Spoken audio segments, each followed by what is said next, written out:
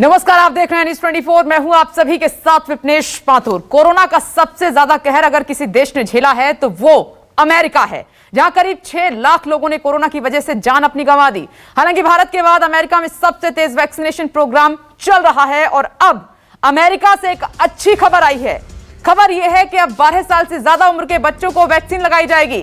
तमाम ट्रायल के बाद वैक्सीन लगाने की मंजूरी दे दी गई है। अमेरिका में 12 से 15 साल तक के बच्चों को भी फाइजर की वैक्सीन लगाई जाएगी और इसका मकसद मिडिल और हाई स्कूल के स्टूडेंट्स को क्लासरूम में भेजने से पहले सुरक्षा देना है और यह बहुत जरूरी है। हालांकि अब कनाडा, अमेरिका, इंग्लैंड जैसे देशों में बुजुर्गों को कवर कर लेने के बाद वहां की सरकारों की नजर अब बच्चों की तरफ गई है और कई देशों में 16 साल तक के किशोरों को फाइजर की वैक्सीन लगाई जा रही है और कनाडा ने तो 12 साल के बच्चों को भी टीका लगाना शुरू कर दिया है। और आपको बता दें कि कनाडा पहला ऐसा देश जहां पर सबसे पहले बच्चों के लिए वैक्सीन को मंजूरी दी गई, फिर अमेरिका और अब भारत में भी कोशिशें हो रही हैं। तो अब इस शो में, इस प्रोग्राम में देश के बड़े डॉक्टर हमारे साथ जुड़ेंगे, बच्चों के डॉक्टर जुड़ेंगे, एक्सपर्ट जुड़ेंगे, जो बताएंगे कि बच्चों के लिए हमें अभी से क्या कदम उठाने की जरूरत है। तीसरी लहर आएगी, नहीं आएगी, कब आएगी, कुछ नहीं पता, लेकिन संकेत मिल रहे हैं। तो ऐसे में भारत में बच्चों के लिए वैक्सीन की कितनी ज्यादा आवश्यकता है और आज जो बात बताने वाले हैं तमाम डॉक्टर, उसे सरकार को भी ध्यान से सुनना चाहिए कि हमें बच्चों के लिए पहले कैसे तैयार रहना होगा। तीसरी लहर आती है तो भी, नहीं भी आती है तो भी, ये मासूम बच्चे हैं, इनके लिए हमें कदम उठाने ही होंगे। तो भारत में कोरोना की तीसरी लहर को लेकर आशंका जताई जा रही है। कई जानकार कहते हैं कि तीसरी लहर बच्चों के लिए घातक साबित हो सकती है और ऐसे में आप देख रहे हैं ये दूसरी बड़ी खबर आपकी टीवी स्क्रीन पर कि अमेरिका में बच्चों को वैक्सीन लगाने की मंजूरी मिलना उम्मीद की एक किरण जगाता है और उम्मीद यह है कि बच्चे भी कोरोना के खतरे से दूर रहें। वैसे भारत भी इस दिशा में तेजी से काम कर रहा है और बच्चों के लिए वैक्सीन जारी की जा सकती है। बच्चों को वैक्सीन लगाने को लेकर अब तक कोई अंतिम फैसला नहीं हुआ है। हालांकि मंगलवार को इसे लेकर सब्जेक्ट एक्सपर्ट कमेटी ने मीटिंग की। उम्मीद है कि भारत में भी बच्चों को जल्द वैक्सीन मिलेगी और उससे पहले तमाम हमने एक्सपर्ट से बात भी की थी। उन्होंने कहा कि बच्चों की वैक्सीन जब तक नहीं बनती है तब तक घर में जितने भी बड़े हैं उनका वैक्सीनेट होना बहुत जरूरी है। लेकिन अब जरूरत आन पड़ी है कि भारत सरकार बच्चों के लिए भी सोचे और बच्चों के लिए भी वैक्सीन तैयार की जाए तमाम अन्य देशों की तरह। फाइजर वैक्सीन अमेरिका में बच्चों को लगेगी, इसकी मंजूरी वहां पर दे दी गई है और कनाडा में शुरुआत हो भी चुकी है। भारत में भी पहल की जा रही है ताकि मकसद यही है कि स्कूल जब बच्चे जाएं तो उनको सेफ और सुरक्षित भेजा जाए, उनके लिए कोई खतरा ना हो, क्योंकि इस वक्त तो तमाम बच्चे घरों में ही हैं। और इस वक्त हमारे साथ एक बड़ा पैनल मौजूद है और उन्हीं से बात करेंगे आज उनकी एक एक बात बच्चों के लिए और सरकार के लिए क्या है प्लान, कैसे सरकार कदम उठा सकती है, ये तमाम एक्सपर्ट्स बताने वाले हैं और सभी को ध्यान से सुनना है। ये शो करने का मकसद हमारा यही है। तो डॉक्टर राजीव रंजन पीडियाट्रिशियन हैं, बच्चों के डॉक्टर हैं, मदरहुड हॉस्पिटल से हमारे साथ जुड़ गए हैं। डॉक्टर रुचिरा गुप्ता पीडियाट्रिशियन हैं, बच्चों की डॉक्टर हैं, हमारे साथ जुड़ेंगी और वो बताएंगी कि क्या हम कदम उठा सकते हैं, अभी से क्या कर सकते हैं, बच्चों का कैसे ख्याल रख सकते हैं, सरकार के स्तर पर कदम उठाने की क्या आवश्यकता है। और डॉक्टर डीके गुप्ता सीएमडी हैं फेलिक्स हॉस्पिटल के, बच्चों के डॉक्टर भी हैं, एक लंबा अनुभव है उनका, उनसे बेहतर कौन बता सकता है। तो एक एक बात उनकी भी इंपॉर्टेंट रहेगी। डॉक्टर श्रुति डायरेक्टर हैं रेडिक्स हेल्थ केयर की, वो भी हमारे साथ जुड़ेंगी। लेकिन चर्चा की शुरुआत मैं करना चाहूंगी डॉक्टर डीके गुप्ता आपसे ही। देखिए उस दिन भी सर हमने बात की थी आपसे और आज फिर हम कर रहे हैं। तो मेरा सवाल पहला यही है कि भारत में बच्चों के लिए अब वैक्सीन की कितनी जरूरत आन पड़ी है सर? पहले भी हम लोग आपके चैनल के माध्यम से डिस्कस कर चुके हैं कि बच्चों के लिए वैक्सीन बहुत जरूरी है, बिकॉज 18 साल से कम उम्र के बच्चे हमारे यहाँ काफी हैं। इंडिया में लगभग 15-20% पॉपुलेशन है और उनके लिए अभी कोई वैक्सीन नहीं है। और जो हम लोग बात कर रहे हैं कि जो नई तीसरी लहर की बात कर रहे हैं उसमें भी चांसेस ऐसे हैं, बिकॉज इन बच्चों को वैक्सीन नहीं लग पा रही है तो ये बच्चे ज्यादा एक्सपोज होंगे और ज्यादा चांसेस है इनको इन्फेक्शन हो। तो इसीलिए बच्चों में ट्रायल्स की बहुत ज्यादा आवश्यकता थी और मैं कई बार आपके माध्यम से मांग भी कर चुका था कि हमें बच्चों में trial as early as possible start करने चाहिए। और मैं एक बात अच्छी बता रहा हूँ, अच्छी खबर है, कल की खबर है कि सरकार के जो विश्वस्त सूत्रों से पता चला है कि सरकार ने कोवैक्सीन को रिकमेंडेशन दे दी है फेज 2 और फेज 3 ट्रायल करने के लिए 2 साल से और 18 साल के बच्चों के ऊपर 525 बच्चों पे ये सब्जेक्ट पे ये ट्रायल्स होने हैं। एम्स दिल्ली में, एम्स पटना में, इसके अलावा एक दूसरा इंस्टीट्यूट है नागपुर में, उसमें होने हैं। उसके बाद फेज 2 और फेज 3 ट्रायल पैरेलल ट्रायल होंगे। मे भी अगले 5-6 महीने में हमें कुछ ठोस रिजल्ट मिलेंगे। उन रिजल्ट्स के बीच पे जो सब्जेक्ट एक्सपर्ट कमेटी है या जो CDSCO है, central drug standard control organisation है, या हम इनको परमिशन दे सकती है बच्चों के यूज पे कोवैक्सीन को। तो कोवैक्सीन बहुत सेफ वैक्सीन है, हमारी इंडियन वैक्सीन है, स्वदेशी वैक्सीन है, और उस भारत बायोटेक को बहुत बड़ा अनुभव है इंडियन वैक्सीन बनाने के लिए। बहुत बड़ी सप्लाई हमारे जो बच्चों में वैक्सीन लगते हैं उनकी ऑलरेडी ये लोग बना रहे हैं वैक्सीन। तो कहीं ना कहीं हमें एक अच्छी खबर है और जल्द ही इंडिया को भी एक वैक्सीन मिल जाएगी बच्चों के लिए और हम लोग अपने बच्चों को भी सुरक्षित कर सकते हैं। और एक दूसरी खबर जो बाहर से आ रही है फाइजर की, फाइजर को टीनेजर्स में 12 साल से ऊपर बच्चों को अप्रूवल मिल गया कनाडा में, यूएस में। तो फाइजर वैक्सीन भी उनके लगाई जा सकती है, इवन प्रेग्नेंट महिलाओं पे भी अप्रूवल मिल गया है। तो ये अच्छी खबरें आ रही हैं बाहर से भी। तो उन वैक्सीन को भी हम इंपोर्ट कर सकते हैं या उन वैक्सीन का भी प्रोडक्शन इंडिया में कर सकते हैं। और जो कोवैक्सीन है, इवन मैं तो कह रहा हूँ दूसरी और वैक्सीन जो कोविशील्ड है उसके भी बच्चों पर ट्रायल स्टार्ट करने चाहिए, या स्पुतनिक आ रही है इसके भी बच्चों पर ट्रायल स्टार्ट करने चाहिए। जितनी ज्यादा वैक्सीन हमारे पास अवेलेबल होंगी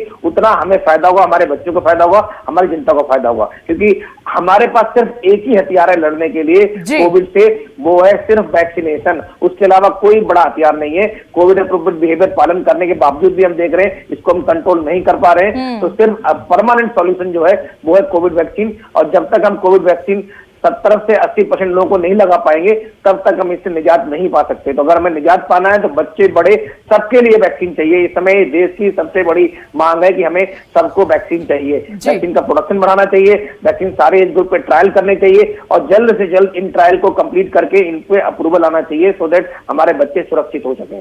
डॉक्टर राजीव रंजन, ये राहत की बात है कि भारत में भी अनुमति दे दी गई है ट्रायल्स की।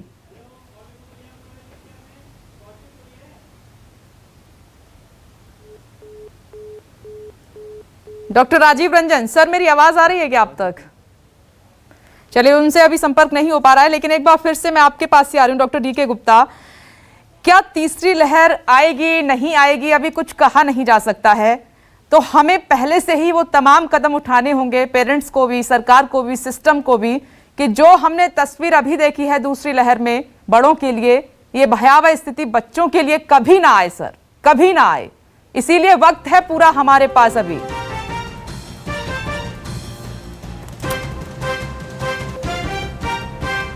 डॉक्टर DK गुप्ता,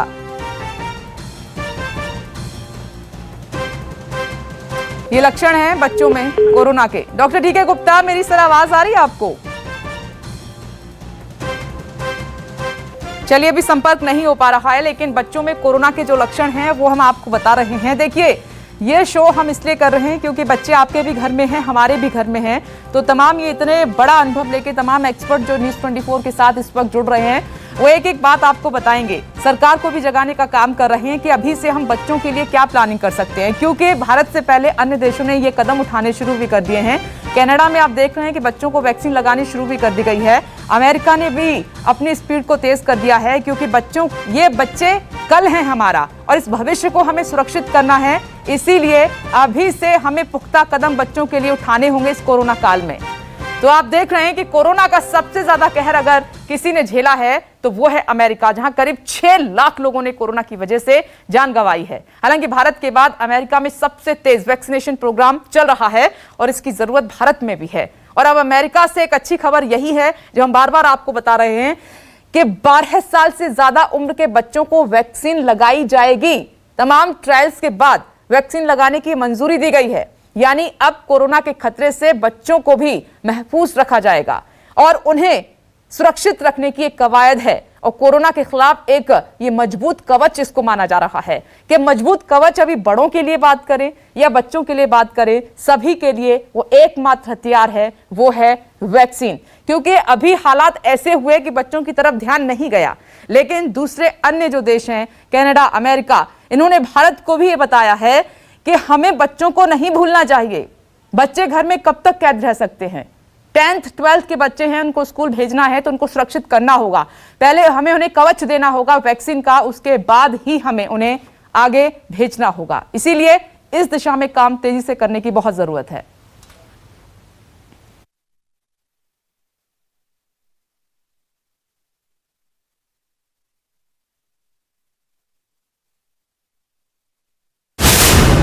कोरोना काल में आई अच्छी खबर।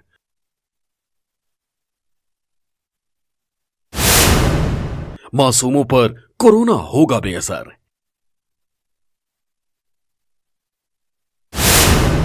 बच्चों को मिल गया बॉडीगार्ड। अमेरिका में बच्चों को लगेगी वैक्सीन।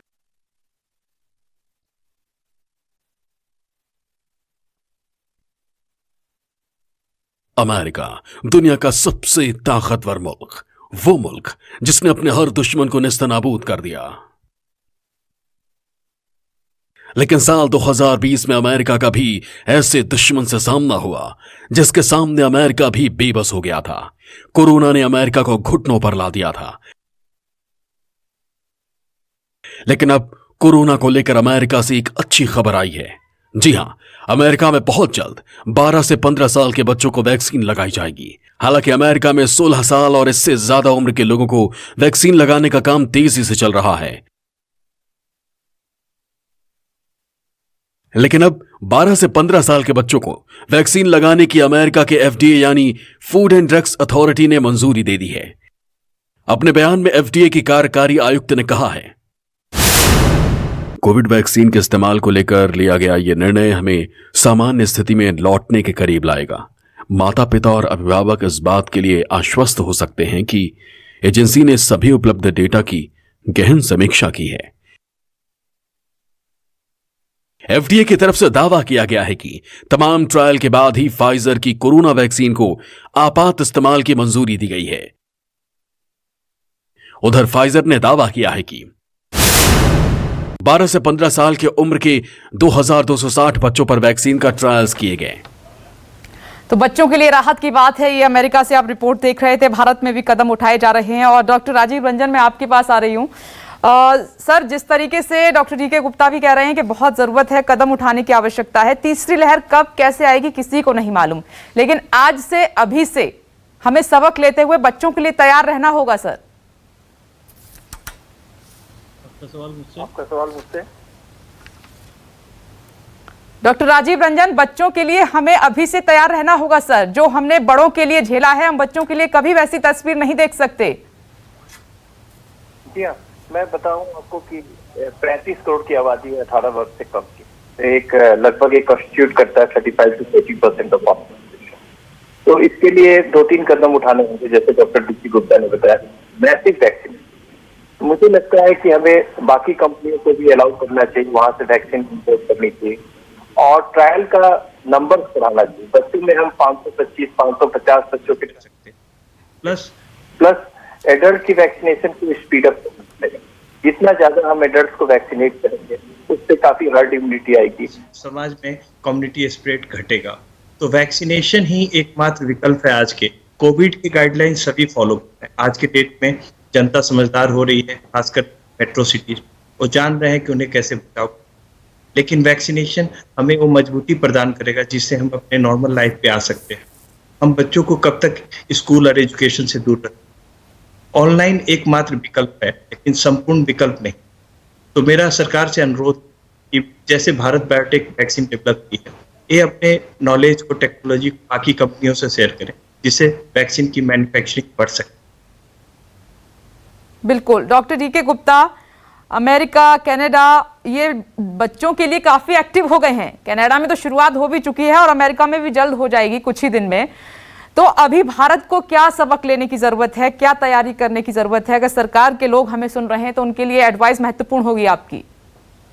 तो देखिए, बच्चों की हम शिक्षा की बात करें तो सबसे इम्पोर्टेंट है। बच्चे किसी भी देश का भविष्य होते हैं, फ्यूचर होते हैं। अगर बच्चों की शिक्षा और दीक्षा का हमने अच्छे से ध्यान रखा तो सच में हम अपना फ्यूचर रिजर्व कर सकते हैं, सेव कर सकते हैं। हमें डेवलप्ड कंट्री से लड़ना है तो हमारा ब्रेन डेवलपमेंट, हमारे बच्चों का भविष्य अच्छा होना चाहिए, बच्चों की एजुकेशन अच्छी होनी चाहिए, उनका कैरियर अच्छे डेवलपमेंट होना चाहिए। क्योंकि पिछले 1 साल से वैक्सीन नहीं है बच्चों के लिए, वैक्सीन नहीं लगा पा रहे हैं बच्चे। एक्सपोज हो रहे थे, स्कूल्स बंद हैं, कॉलेजेस बंद हैं, एग्जाम्स नहीं हो पा रहे, बच्चों की परीक्षाएं नहीं हो पा रही, रिजल्ट्स नहीं हो पा रहे, सही से उनका अपग्रेडेशन करना वो नहीं हो पा रहा है। तो कहीं न कहीं हम लोग शिक्षा के क्षेत्र में इस कोविड की वजह से पीछे छूट रहे हैं, पीछे जा रहे हैं। अगर हमें शिक्षा और दीक्षा का ध्यान रखना है, बच्चों के करियर पे फोकस करना है, बच्चों की ग्रोथ का ध्यान रखना है और कहीं न कहीं इनडायरेक्टली हमारे राष्ट्र की या देश की जो ग्रोथ को वो अफेक्ट करता है, तो हमें बच्चों की वैक्सीन पे जरूर काम करना चाहिए, बड़ा फास्ट काम करना चाहिए। मैं फिर कह रहा हूँ, कई सारी वैक्सीन के ट्रायल होने चाहिए, सब्जेक्ट ज्यादा होने चाहिए और वैक्सीन को हमें मैन्युफैक्चरिंग बढ़ानी चाहिए, इंडिया में कोलैबोरेशन करना चाहिए, वैक्सीन डिप्लोमेसी करनी चाहिए, जो बाहर की विदेशी कंपनियां हैं उनको अलाउ करना चाहिए, उनको सब्सिडी देने की जो पॉसिबल वे हो, हर तरह से हमें वैक्सीन प्रोडक्शन बढ़ाना चाहिए। और ना बच्चों की, बड़ों को भी हम लोग अगर इम्यूनाइज कर दें 70-80% को, तो बच्चे भी अपने आप ही ऑटोमेटिकली हर्ड इम्यूनिटी में आ जाएंगे। तो बच्चों के स्कूल्स खोलने, बड़े जो कनाडा और जो यूएस इस टाइम फोकस कर रहे हैं, उनकी एजुकेशन की वजह से बहुत इंपॉर्टेंट है। अगर हमें बच्चों को स्कूल में भेजना है तो हमें बच्चों को वैक्सीनेट करना पड़ेगा। ऑलरेडी हम दुनिया का सबसे बड़ा यूनिवर्सल इम्यूनाइजेशन प्रोग्राम इंडिया में चलाते हैं। हम लोग हर साल 5.5 करोड़ बच्चों और माताओं को वैक्सीनेट करते हैं। हमारा लॉजिस्टिक इंफ्रास्ट्रक्चर बहुत बड़ा है। सिर्फ हमें चाहिए क्या, वो है वैक्सीन। वैक्सीन अगर हमें मिल जाए बच्चों के लिए, तो हम बच्चों को अगले 3-4 महीने में काफी हद तक वैक्सीनेट कर सकते हैं। तो इस समय यही जरूरत है कि बड़े बड़े ट्रायल्स हो, सारी कंपनियों को अलाउ करना चाहिए, वैक्सीन के इनको ट्रायल को एक्सपेडाइट करना चाहिए, पैरेलल ट्रायल चलने चाहिए फेज 2 और फेज 3 के, और उनके रिजल्ट्स को जल्दी एनालिसिस होनी चाहिए, जल्दी उनको टीएसको है, सब्जेक्ट एक्सपर्ट कमेटी है, गवर्नमेंट ऑफ इंडिया, आईसीएमआर, इनको अलाउ करना चाहिए। और वैक्सीन डिप्लोमेसी में फिर बार-बार बोल रहा हूं, जब तक वैक्सीन का प्रोडक्शन नहीं बढ़ाएंगे तब तक प्रॉब्लम रहेगी, बिकॉज इस समय वैक्सीन की डिमांड बहुत ज्यादा है, वैक्सीन उतनी सप्लाई में हमें नहीं मिल रही है। हमें रोज 1 करोड़ वैक्सीन लगानी चाहिए, तब जाके हम अगले 6-8 महीने में हार्ड इम्यूनिटी की तरफ जा पाएंगे। जिस तरह अभी हम लगा रहे हैं, 20-25 लाख लोगों को लगा रहे हैं, उस तरह से लगभग 2 साल लग जाएंगे हमें अपनी पॉपुलेशन को सिग्निफिकेंटली वैक्सीनेट करने में। तो इस समय जरूरत है सिर्फ नंबर ऑफ वैक्सीन बढ़ाने के लिए, उसके जो भी तरीके हैं, चाहे हमें इनके पेटेंट फार्मूले को, क्योंकि हमारे पास बहुत सारी वैक्सीन मैन्युफैक्चर कंपनियां हैं, जैसे भारत बायोटेक के पास फार्मूला है, कोविशील्ड का फार्मूला है, तो इन सब से वैक्सीन डिप्लोमेसी के तहत हमें बहुत सारी कंपनी को लाइसेंस देने चाहिए कि सो दैट नई कंपनियां इन वैक्सीन को बनाएं, डिस्ट्रीब्यूट करें और हमारे सप्लाई में वो अवेलेबल हो सबके पास। और प्राइवेट सेक्टर को, जैसे अभी देखा है करंट सिचुएशन में, प्राइवेट हॉस्पिटल्स पर वैक्सीन है ही नहीं, तो प्राइवेट वैक्सीनेशन सेंटर बनाए गए थे, वहां वैक्सीन मिल ही नहीं रही, लोग दूसरी डोज के लिए बिल्कुल आप सही कह रहे हैं सर जी, कि वैक्सीन का जो प्रोडक्शन है वो बढ़ाना होगा, सिर्फ गवर्नमेंट सिस्टम में नहीं, प्राइवेट सेक्टर में भी बराबरी से वैक्सीन मिलनी चाहिए। You are absolutely right sir, और ये सरकार के लिए एडवाइस थी। आई होप कि सरकार इसी दिशा में इसी तेजी के साथ काम करेगी। और डॉक्टर राजीव रंजन, एक बार फिर से मैं आपके पास आ रही हूँ कि मैंने खुद देखा कि ये जो लहर दूसरी चली, इसमें बच्चे, इनको ज़्यादा नहीं लेकिन सर्दी जुकाम तो हुआ, हल्का फीवर हुआ तो हमने पैरासीटामोल दे दी या अन्य टैबलेट दे दी, थोड़ी सी खराश थी तो हमने डॉक्टर से पूछ के सिरप दे दिया, तो बच्चे ठीक हो गए। लेकिन तीसरी लहर का स्वरूप अगर आती है तो क्या होगा हमें नहीं पता। तो अभी जो हमने ये कोवैक्सीन को मंजूरी दी है भारत सरकार ने ट्रायल के लिए, अगर अभी से कदम उठाते हैं तो नतीजे जो रिजल्ट है कब तक देख पाएंगे हम? मैं उम्मीद करता हूं कि कोवैक्सीन अक्टूबर के आसपास हमें बच्चों की वैक्सीन आ पाएंगे। और बच्चों में मैं 2 पार्ट में डिवाइड करूंगा। जो 10 वर्ष से ऊपर के बच्चे हैं उनमें हमने मॉडरेट सिम्टम भी देखे हैं। मैंने कल परसों ही 2-3 पेशेंट देखे हैं जो थोड़ी सी उनकी कंडीशन अच्छी नहीं थी, उनके वाइटल पैरामीटर्स भी डिरेंज थे। बट छोटे बच्चों में हाँ मैं देखता हूँ कि सिर्फ बुखार, उल्टी या लूज मोशन, माइल्ड सिम्टम्स रहते हैं। तो सेकेंड वेव के लिए हम लोग उतने चिंतित नहीं है बच्चों, लेकिन थर्ड वेव के लिए हमें व्यापक रूप से तैयारी करनी। हमारे पास PICU कम है, खास करके बड़े शहरों में तो जो थोड़े बहुत है भी, छोटे शहरों में तो बिल्कुल नहीं। तो हमें PICUs का इंफ्रास्ट्रक्चर अभी से तैयार करना चाहिए कि हम ऐसी आपदाओं को झेल सके और किसी भी विकट स्थिति में हम बच्चों को सही रूप से ऑक्सीजन और PICU केयर दे सकें कि हम उनको बचा पाए।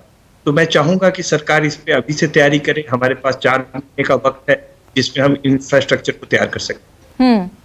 डॉक्टर श्रुति मलिक भी हमारे साथ जुड़ गई हैं। डॉक्टर श्रुति मलिक, भारत में आप देख रहे हैं कि क्या हालात हैं, तो ऐसे में क्योंकि बच्चे हमारा कल हैं, भविष्य हैं, तो इनके लिए अभी से क्या कदम उठाने की जरूरत है? इनका वैक्सीनेशन कितना इंपॉर्टेंट है इसी वक्त से?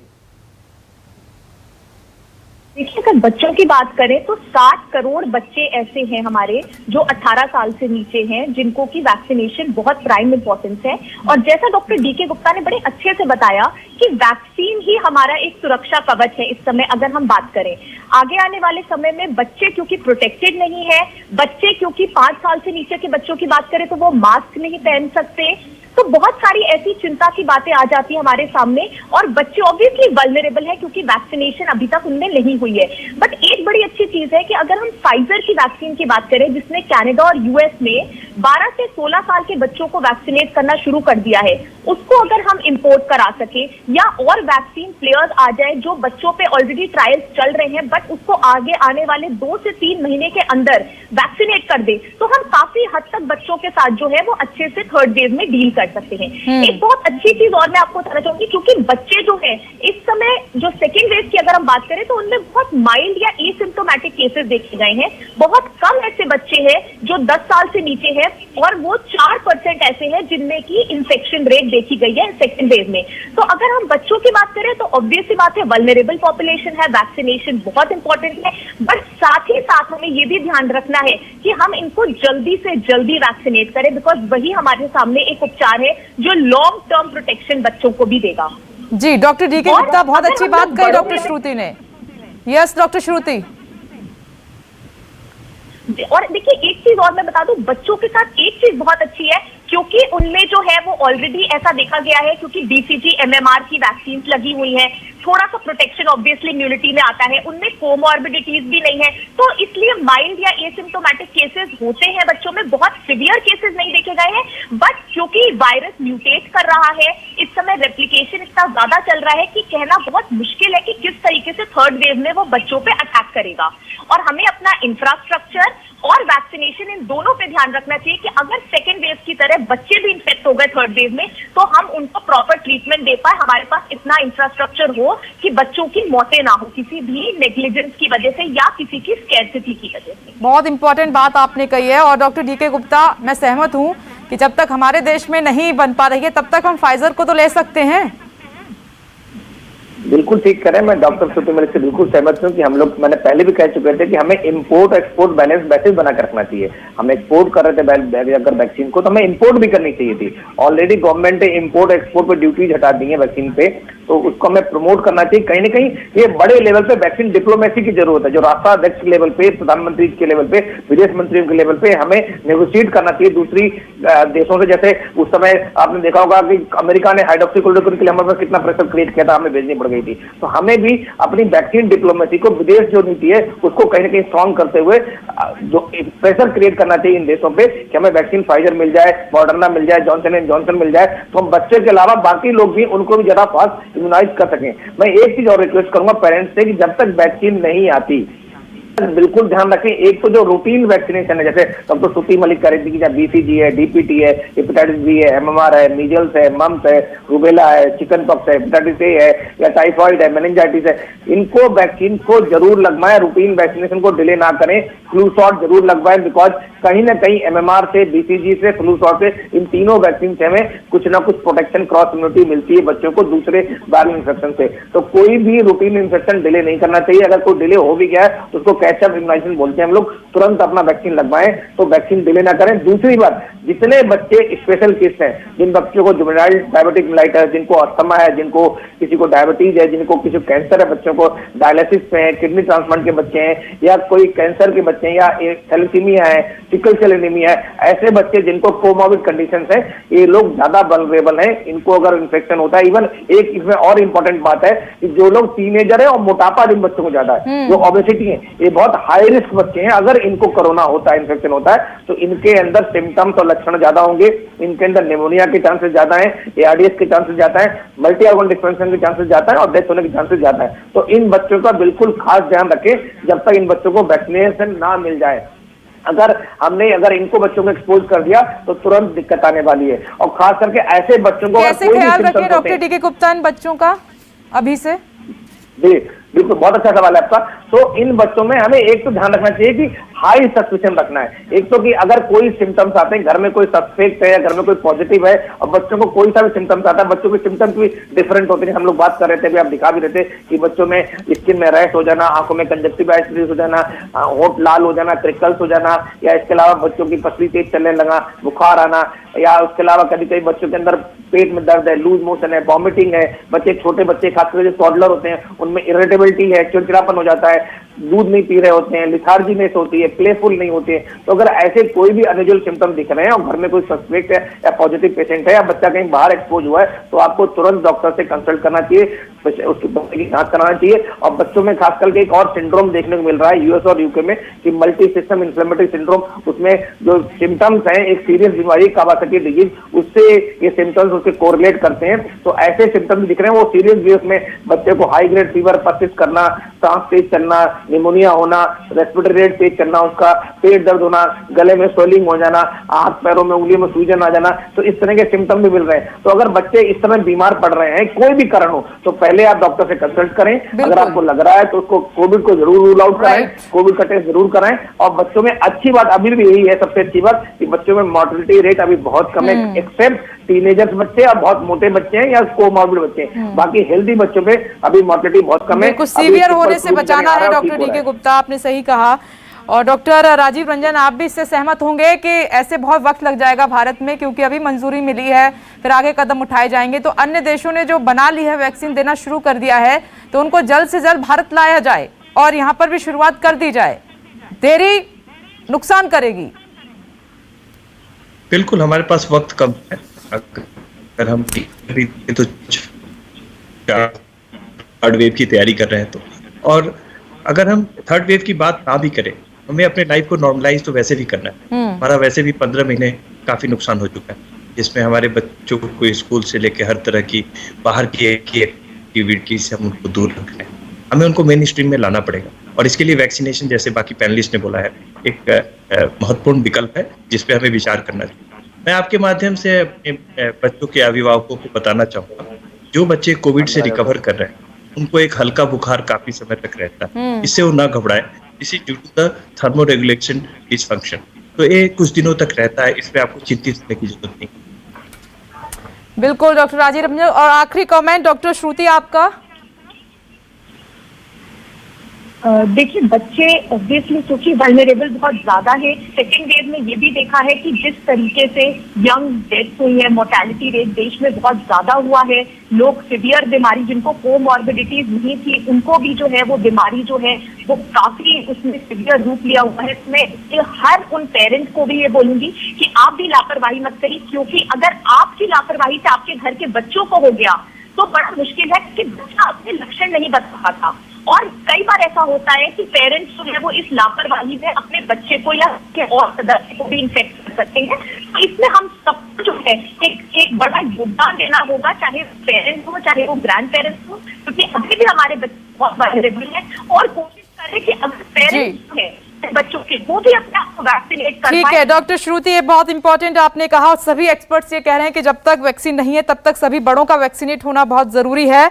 Doctor DK Gupta, doctor Rajeev Ranjan, doctor Shruti Malik, आप सभी का बहुत बहुत शुक्रिया। प्रोडक्शन बढ़ाना होगा, और जब तक बच्चों के लिए इंडिया में वैक्सीन नहीं बन पा रही है तब तक अमेरिका या कनाडा से हमें वैक्सीन वहां से बच्चों के लिए लानी होगी। इस दिशा में सरकार को जल्द कदम उठाने होंगे। नमस्कार, मैं हूं मानक गुप्ता। अगर आपको हमारा ये वीडियो पसंद आया हो तो इसे लाइक और शेयर जरूर करें, और हाँ, हमें सब्सक्राइब और फॉलो करना ना भूलें, ताकि आप देश और दुनिया की कोई खबर मिस ना करें।